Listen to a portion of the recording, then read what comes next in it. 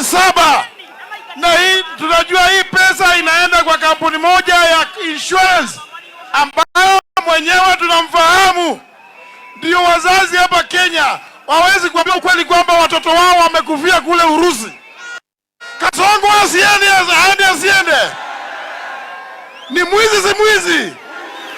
Ni muuaji si muuaji? Alafu tumesema hivi karibuni, kama Kasongo vile umesema watoto wetu wapigwe risasi mguu, wewe utuambie unataka tukulipe pesa ngapi, utupatie Wako, Moja, Tuue na Tukulipe. Harambee! Harambee!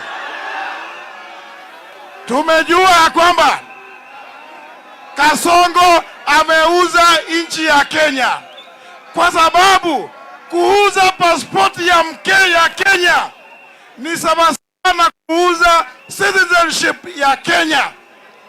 It cannot be that somebody is registered as a passport holder of Kenya who does not have an ID card.